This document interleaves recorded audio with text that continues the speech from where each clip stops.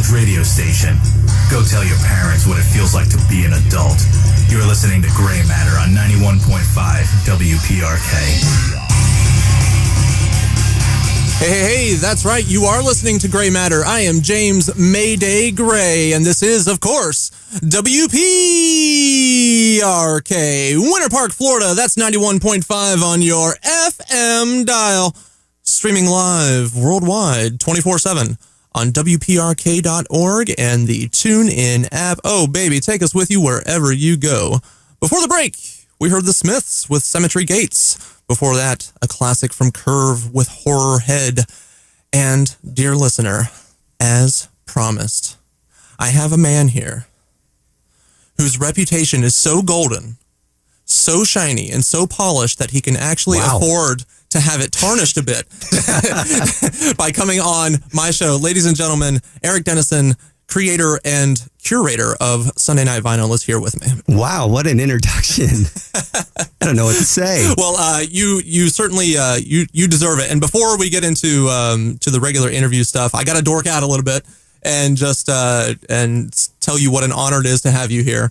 What an honor it is to have somebody whose creation, whose show has meant so much to me, because I basically was raised on your show.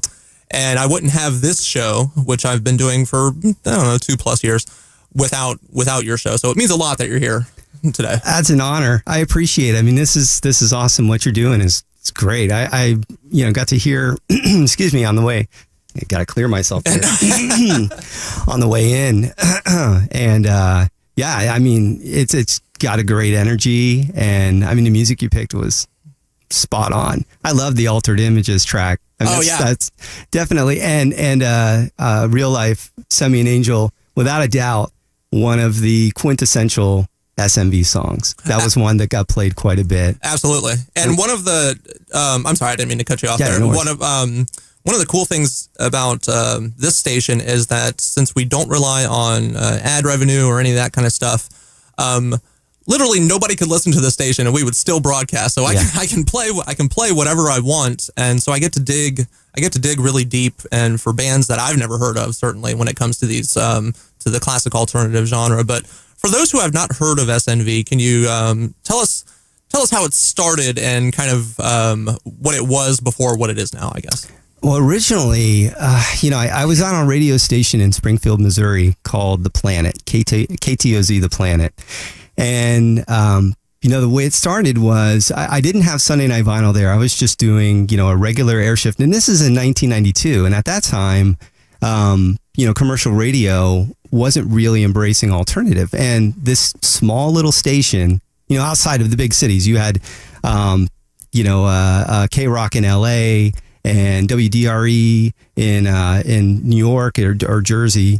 So there were a few alternative stations around, but there weren't really a lot. I think when we started it, there were 20 in the country.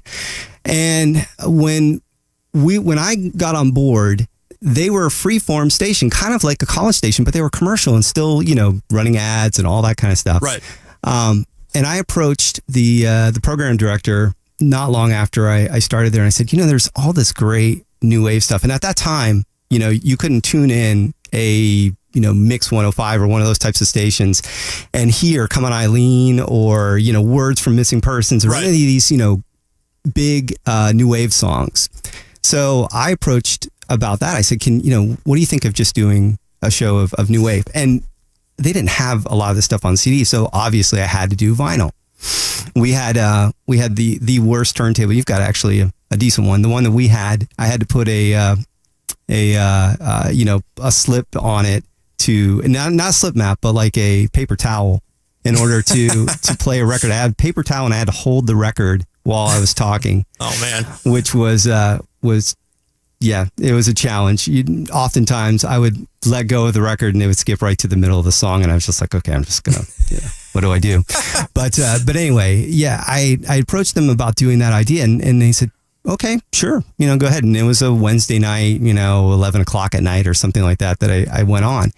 And within, a couple months, not even, the show just really took off because nobody was playing that stuff. And at this point, it had been a decade since that stuff was new. So it made sense. It would do well. It's just commercial radio was, afraid of taking chances just like they are now. Mm-hmm. And, so once that took off, and I had been there almost a year, I moved back here because I'm originally from this area. Oh, okay. And moved back here and I tune in the radio and I hear 104.1 is playing, all this music that I was playing up there. And I was like, oh, thank God somebody is playing alternative here in Orlando. And so I instantly, how do I get in? How do I get in? Contacting them. Well, long story short, got in, gave the program director, Rich Berner, who was the architect of the weekend, really, initially. He's the one that transitioned from, beautiful music is what they called it, to real music, which became the alternative format. But gotcha. I just gave him mixtapes. And I was like, this is all great stuff that I would love to play. And so he said, all right, I'll give you Sunday nights. Let's give it a shot and see how it goes. So did you start on Sunday night? Wasn't there a Erik in the Dark? Well, I did that. That was actually further in. I think I had been doing Sunday Night Vinyl for about 5 years when I started Erik in the Dark. And Erik in the Dark really just happened because, they had been paying me a full-time salary for doing 2 days of music. Right. I was the music director and I was doing, Sunday Night Vinyl. And they were paying me a full-time salary. So they were like, okay, well, we've got to find something else for you to do. And Lisa, who had been doing the overnights, who's now, I think she's at Channel 6, but she, was moving on to go work at 6. And they said, well, here's the time slot. We're going to put you in there. And I was like, oh, great. Overnight's awesome. But at the same time, I was like, hey, it's a full-time job, so I'm not going to complain. They put me in there and maybe a day at the most, a day or two. And then I went to them and said, look, because I was playing music. Mm-hmm. And I said, what do you think about me just cracking a mic and just playing maybe 4 songs an hour? And they said, okay, it's overnights. Give it a shot. Sure. So that's what became Erik in the Dark. I went in there and we just basically, we didn't do anything. We just really wasted people's time. Honestly, when I think about it, two years of doing that show, nothing that I think that I could look back at and go, oh, I'm kind of proud of that. Nothing, but it's right. Fun. It's fun to waste people's time sometimes. I do it for 2 hours every week. No, this is not a waste of time. This is informative and it's entertaining, and I don't think that what we did was entertaining or informative. But anyway, I digress. So yes, Sunday Night Vinyl, had been going for about 5 years at that point, but right out of the gate, like the first month, we sort of programmed the show, mm-hmm. Where I would have a majority of the music already picked out. And this was between me and the program. Excuse me, program. Old guy here. It's between me and it's all downhill. You hit your 40s, man, and that's it. Oh, I'm knocking on his back door, dude. It's horrendous. I'm going to be 46 this year, and yeah, no. So it ended up, just he helped me pick the music initially because he wanted to make sure we were taking a chance and wanted to try to keep it familiar and that kind of thing. That lasted just a few shows. And then, now I was legitimately playing requests. I play a couple songs an hour, mm-hmm. 2 to 3 songs an hour that were requests. And then I went to him, I said, let me just go in there empty handed. I'm going to bring my music, but let me just go in and see because people were calling, like it was crazy, the response. Like I couldn't believe how it was nuts. The phone lines were they were full before I even got on the air. Right. And then it stayed that way. It was nuts. So he was like, okay, yeah. I mean, the response is great. People are calling for requests. Go ahead. And that's what it became, totally freeform up until the end. Right. Totally unheard of in commercial radio. They don't, it's not normal to go in and completely with 3 empty sheets of paper. When I said that on the air, it was totally true. I would go in with songs that I had in mind that, I've been thinking about during the week that I was like, oh, this is something that people should hear. Because I would try to balance it between, stuff that people were calling for. Right.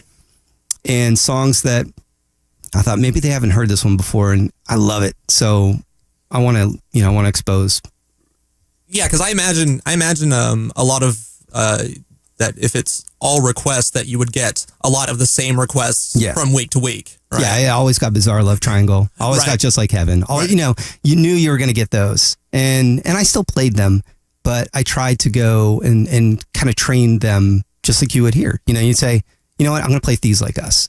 I'm not going to play, and I wouldn't like jerky about it. I would just say, hey, how about this? That's a great song. Bizarre Love Triangle is a great song. I love it.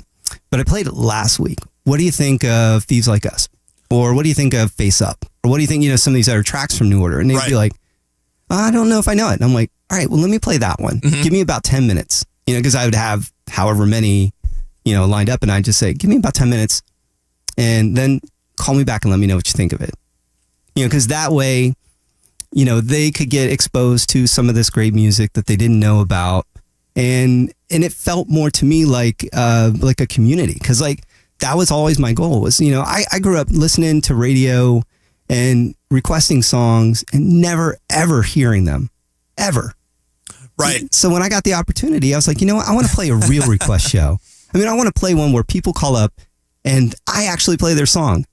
Like I would have people on the phone and go, you're going to hear it in about 30 seconds. Cause I'd be dialing up the track and going, yep, it's coming up. Cause some people would call up great songs. You'd be like, oh my God, that would be perfect after this. That would sound awesome. Yep. It's coming up. And I'm like dialing, you know, frantically trying to get it in there. You know, that was always the goal of the show. And I kept that up until the last broadcast. And I think that's what made, that's part of what made SNV so special originally was that people could call up and request songs and actually have those requests played, honored, whatever, on the air. And that, I think, provides a connection between the listener and the DJ that is missing from so much radio today and so many other kind of like, I guess, broadcast forms is that connection where the listener feels like he or she has impact on what is going out over the air, you know, and the shape of the thing that's happening. So I think that's what made the connection so special because Sunday Night Vinyl was church for a lot of people. You know, that was required listening. Like you tuned in every Sunday night, and that was your church. You know, screw whatever was happening in the morning time. You know, actually leaving your bed, but at night you had SNV, and that was a I won't go so far as to say a religious experience, but people tuned in religiously. Well, right? I will say that, you know, the feeling was mutual because I loved doing it. And it wasn't like I love this because it's, you know, me, whatever. It was, I love this music so much. I'm so passionate about music in general. I can't wait to share it with people. I can't wait. And it's not like hey, I want to teach you this. It's come over here. We're all in this. We all love this. Right. Let's share it. And, you know, that enthusiasm has always been there. You know, it was making mixtapes back in, you know, middle school for friends and that kind of stuff because, you know, it's what's important. You know, to me, I mean, it's what drives me is that, you know, that getting your hair sticking up on your arms feeling when you hear a certain song. Absolutely. You know? Absolutely. And it's, and sharing that experience or trying to share that experience with other people. That's fantastic. I think that is one of the reasons why the original SNV was so special and that the new SNV is just as special to people, which we will talk about when we come back from this short music break.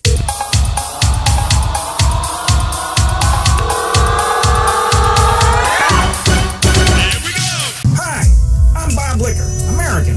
When I mow the lawn in my calf-length socks and coach's shorts, I listen to Gray Matter on 91.5 WPRK. Hey, that's right. This is Gray Matter on WPRK. I am James Mayday Gray, hanging out with you until 2 o'clock. We just heard music from The Sound. That was Missiles. And we had a classic from Concan with I Beg Your Pardon. Ladies and gentlemen, my special guest today, Erik Dennison from Sunday Night Vinyl. Howdy. Thank you so much for being here with me today. So we kind of covered in the last segment what Sunday Night Vinyl was. And you were on the air for what, 15? It was about 16 years, I think, total. Years. Yeah. Because I went to the, I think it was the 15-year anniversary party that y'all had at the was it the Social? Social, yeah. And so 15 years I kind of had stuck in my mind. So roughly 16 years. And then was it a format change at 104 that initiated the... Yeah, I don't know the, exact catalyst for it, but I do know that, the numbers on the weekends had been, going down. Sunday Night Vinyl was still doing well. I mean, Sunday Night Vinyl still had, a decent following and all that stuff. So I don't think that was the issue. They just knew, the weekends aren't performing like they were. And we think that the audience that we attract during the week would appreciate classic rock. So with the Monsters being as huge as they were and are, yeah, they felt that was going to be the best way to draw the weekday listeners into the weekend and pull those numbers up, because it's all about selling advertising. Right. It's all about that. So, although I will say the program director at the time was very passionate about what we were doing on the weekends, and she wanted it to stick around. She was, I could hear it in her voice, how bummed out she was when she called me to tell me, hey, look, we're changing the weekends. Right. And I was just like, I am not surprised. I kind of am, but I'm not, but at the same time, I was definitely, sad to hear that Sunday Night Vinyl was going to go away because, it just been a part of my adult life, all my adult working life, really. Whether it was doing Tidal Wave was the name of the show up in Missouri. Mm-hmm. Whether it was doing Tidal Wave or Sunday Night Vinyl, they were they were pretty close to the same type of show. And it just was weird to think, oh, okay, well, I've been doing this all this time. What am I going to do now? I don't know what I'm going to do with Sunday Night Vinyl. So, we obviously took our little hiatus, which brings us to where we are now. And it's kind of back, but it's not because I'm not on there, live. Right. And that really will make it complete. At that point, when I'm doing it live, then I'll feel like it's back. But right now, it's kind of more, I'm not trying to downplay my own thing or, put it down, but I'm just saying it's more of a jukebox right now. It's a jukebox that I'm putting in songs that, that I've loved forever. I'm putting in a lot of new music. It's probably 50% new music right now. Right. Yeah. And that, I was going to ask you about that because so that's 24 hours that people can tune into the SNV Radio station on Radionomy, right? Yeah. And you started including new music on there, and people can still hear your voice because you're doing the things in between songs, like hey, thanks for listening and all that kind of stuff. So your presence is still there. It's just not a live presence. Yeah. What was the decision, or what made you make the decision to include new music? Well, when we did the show, I always included at least one or two new songs an hour. And, since I've been doing this alternative video series, I'm just pretty much focusing on new music on there. So I've been getting exposed to a lot of stuff. I've been doing the alternative video series since 2011. And so, I was getting exposed to all this stuff, and I'm like, wow, a lot of this is great. It would work perfect with, mixed with the classics. Right. So, it's not that I've lost interest in the classic alternative. It's just there's so much good new stuff that keeps coming out that I wanted to evolve it, and since it was going to be a 24/7 station, I really wanted to incorporate a lot more new music. If I at some point can do a pure Sunday Night Vinyl type of show, with doing it on Radionomy, if that's where it is, at that point, it will be way more retro oriented. It will be so much closer to what SNV was. Right. But this felt to me like the best progression of the show. This is kind of what the weekends may have been if we had incorporated, if the weekends had stayed around and we have evolved them a little bit and blended it with Sunday Night Vinyl, because it's really what it is. It's probably about, half Real Music Weekend, half, Sunday Night Vinyl. Right. It's the melding of both. This is probably how it would sound. The thing that, without getting into all the mechanics, because it's boring to probably just about everybody out there, but I can't control how the music rotates at all. It's basically just grabbing out of the sky. It says, I see. Okay, I need a new song now, I'll grab this one. Okay, I need an industrial song, I'll grab this one. All right, I want a synthy song, I'll grab this one. Right. I can control what songs go in those boxes. Mm-hmm. but I can't control what ones it pick. And so, you know, I can't really create the vibe and feel that I would like to. So, you know, I'm actually, you know, kind of toying with, because I within the last couple of days hit the threshold of what I'm allowed to have on that station. I can't have more than 1,000 songs. That's it. Right. Sounds like a lot. It's really 1,000 in rotation at the same time. 1,000. I can't upload more than I have uploaded 1,000 songs. That's how much I've put up there, and I can't do any more for another 2 months. You can't add, or you can't switch them out. I can't add. Okay. I can't add anything. So everything that I have in my current category right now, like the new churches track, the 7 Bells, which I love. School of 7 Bells track is awesome. That stuff's going to get tired, you know, getting rotated over and over and over. Right. And I can't change it out. So the option that I have is to actually go live. Now, to do this, I would have to build a studio at my house, pay for the bandwidth. They'll still pay all the licensing, which is the expensive part. But, you know, several $1,000s of equipment to, and I'm not talking I have to have the top of the line. I'm talking about just a basic computer, UPS, drives and all that stuff. Right. You know, and high-speed internet to send the signal up to radiotomy. If I do that, I can have unlimited library, because at that point it's originating from me and not their servers in Denmark or wherever they are. Mm-hmm.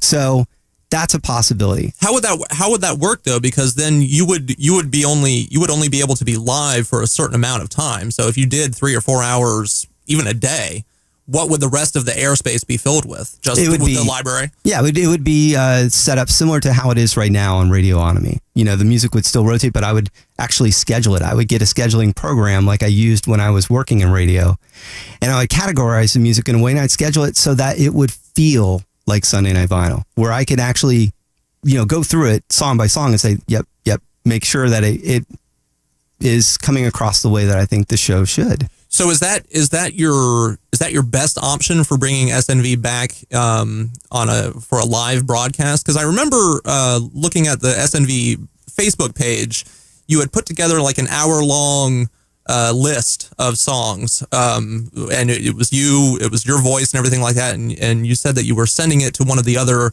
local radio stations to see if they wanted to pick it up. And then I remember I was like, yes, like, hope is alive, like SNV is coming back. And then I think I tuned into that station one day, and then it was like salsa or something. That's exactly what happens. And it happens with a lot of commercial radio. I mean, they just don't really embrace the alternative format to begin with. Even the ones that are, you know, quote unquote, you know, they're the commercial alternative for that area. Because there's one in most of the big cities, you know, they have their flagship alternative. But even them, they, you know, it really feels like they're on a wing and a prayer, you know, like the program director or the general manager down the hall is, you know, just seconds away from stepping in that studio door and saying, hey guys, we've got, here's the country format we're going to, so see you guys later.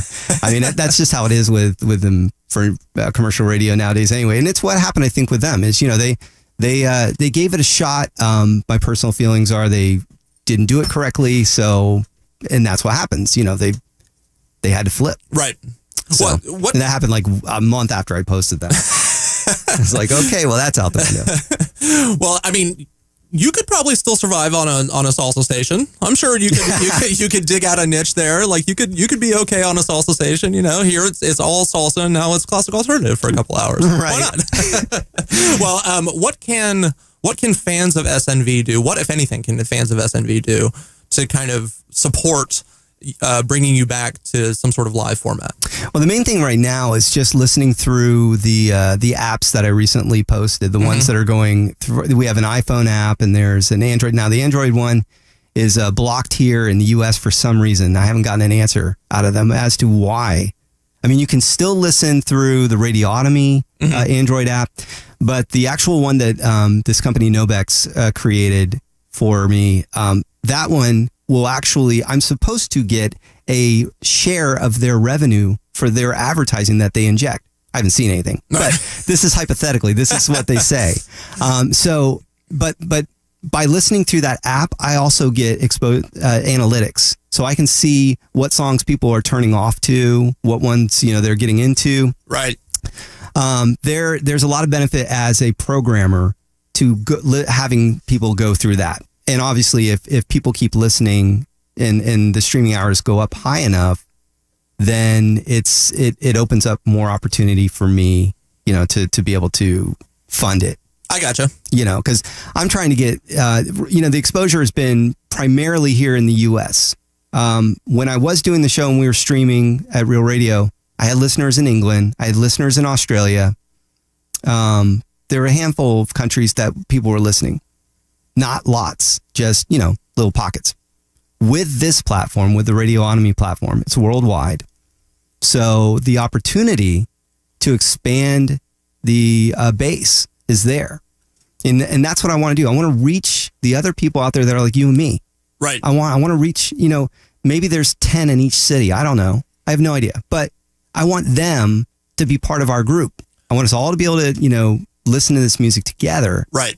And the more we get, obviously, the more opportunity I'll have to continue. But if I were to go out solely on my own, the streaming and the licensing is the killer. It's ridiculous what they're charging right now. I mean, I had a buddy of mine that did a station for 10 years and he was paying $5,000 a month for licensing. Oh man. For licensing. Right. Then he had streaming costs and then he had his equipment that he had to keep up and all that kind of stuff. But, it's discouraging for the independent broadcaster. It definitely is. So companies like Radionomy that are actually making it possible for anybody really to just go and say, okay, I'm going to upload some music. I'm going to, categorize it and put it all together. And, you have to have a certain amount of listenership or else they shut you off.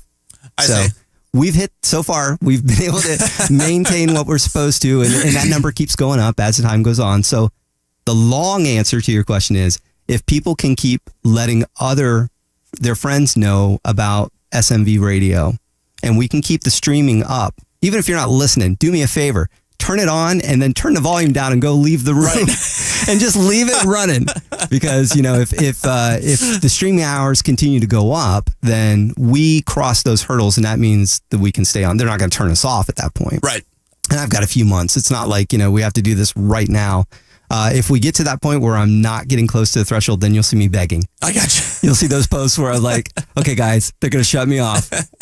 Turn on your radios and leave them. Don't turn them off at all. Well, you don't have to be a student or alumni of Rollins College to have a show here.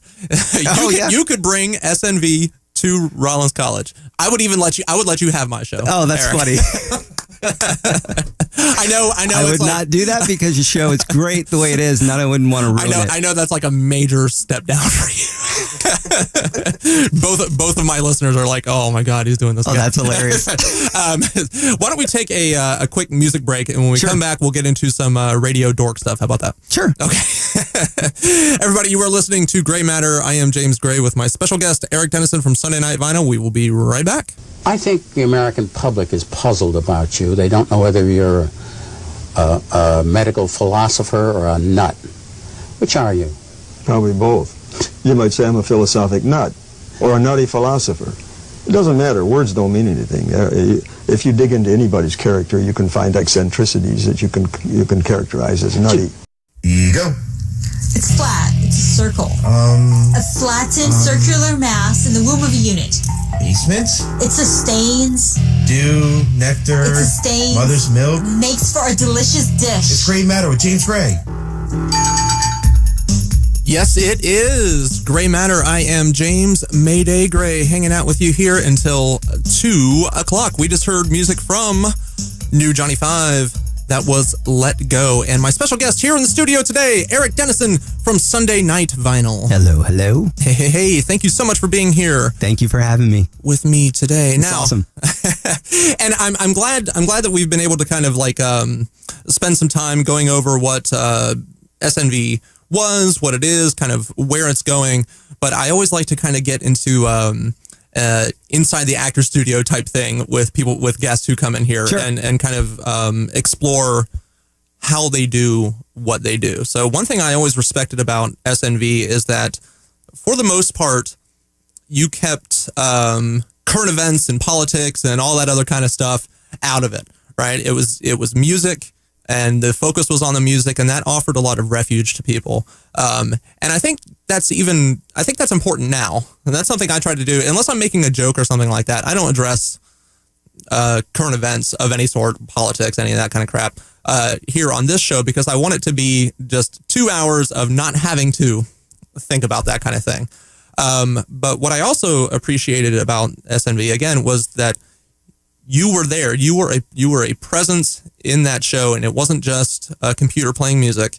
And it wasn't just like you would come in every couple of songs, announce what we heard, announce what we were going to hear, do all that kind of stuff, which I'm sure was required by the station to some extent. Yeah. But the presence of the live DJ, which we don't get much of anymore, I think is so important to the presentation of the music, and that's what I think is so cool about WPRK and what we're able to do here. As DJs, we're allowed to do more or less whatever we want within reason, but we have very few guidelines. And what is your opinion on a live DJ, like an actual curator of music who's presenting it? How does that affect the presentation of music? I think it's huge because, a lot of what you said it. I mean, a lot of what the appeal of SMV wasn't so much that it was just you're going to hear all this different rare music and not so rare, but just it wasn't just that. It was that it was a community feeling, that we all could relate to it. We even though we're all different, we're all individuals, we all had a commonality with that. And I think, having a curator who is focused on being able to try to educate, but also connect emotionally. Because, that's really what it comes down to. We're all, as humans, are looking for an emotional connection. And, doing it as a DJ, everybody has their different motivations. For me, I couldn't talk fast enough because I wanted to get done talking so that I could play more music. Mm-hmm. Because I didn't want to waste too much time, talking, because it meant I wasn't going to get as many songs on before I left. Then you have DJs that are like, they don't want to play any records at all. I'm sure both of my listeners wish that I talked faster. Well, it's like, I do believe that it's, even now in this day where, a computer can pick everything and you set up the parameters and it will just go ahead and run, kind of like what we have going on even with Radionomy.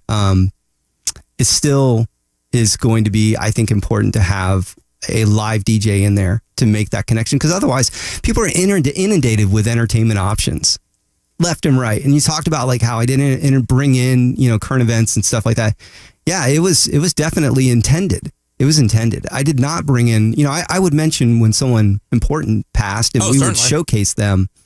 But as far as things that were happening in the news, rarely, I remember after 9/11, I did a little bit. I remember right after 9/11 playing a live version of One from U2. I think it was from Sarajevo. And I guess thinking about it now, my hair's kind of standing up a little bit.